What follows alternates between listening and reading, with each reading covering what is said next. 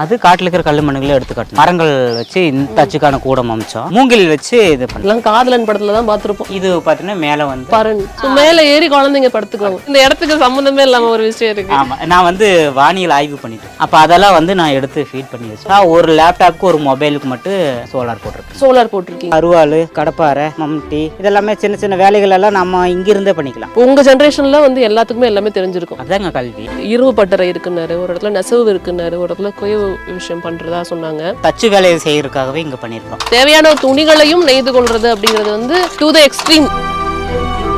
வைகாசி மாசத்துல வந்து நம்மளுக்கு அதான் இன்ஸ்ட்ருமெண்ட்டே இல்லாம ஒரு விஷயத்த பண்றோம்னா அதான் ஹை டெக்னாலஜி. அப்போ நாங்க பண்ணதான் எங்களோட ஆய்வுல சூரியனோட நகர்வு எப்படி அப்படிங்கிறது இந்த விஷயமெல்லாம் நாங்கள் பண்ணிகிட்ருக்கோம்.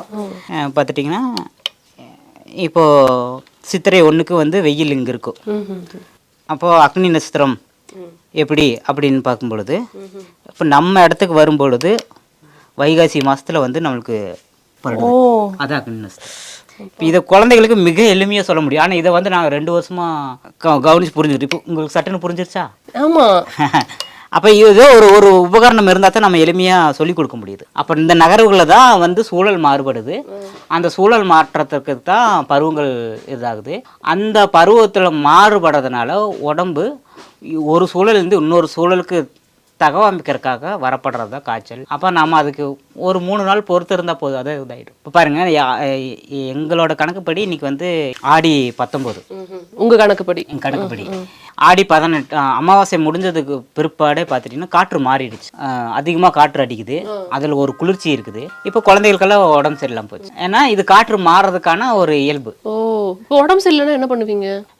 உடம்பு சரியில்லைன்னா பாரு ஏதோ கஷாயம் வச்சு குடிக்கிறது. மருத்துவமனைக்கெல்லாம் போகிற விஷயம்லாம் கிடையாது. தேவைப்பட்டா போகலாம், தேவையே படுறது இல்லையே. தேவைப்படுறது இல்லை. ஸோ இப்போ இது சம்பந்தமா இது ஃபர்ஸ்ட் இது பேர் என்ன, இது எதுக்காக உருவாக்கி இருக்கீங்கன்னு எங்களுக்கு சொல்ல முடியுமா? பருவ மாற்றங்கள் எப்படி நடக்குது அப்படிங்கறதுக்காக எங்களோட புரிதலுக்கு நாங்கள் இதுவரை கவனிச்சதுல எங்களோட புரிதல் படி பார்த்துட்டிங்கன்னா இந்தந்த மாதத்துல இந்தந்த மாற்றங்கள் ஏற்படுது.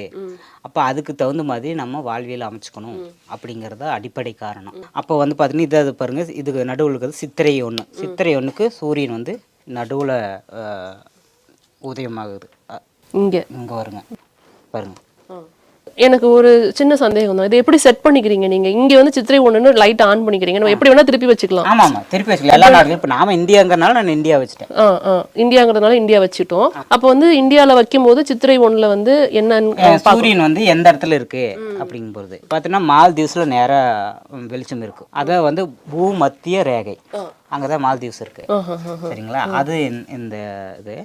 அதுக்கடுத்து பார்த்தீங்கன்னா நமக்கு நிழலாத நாள் எப்போ வருதுன்னா வைகாசி மாதம் தான் வருது.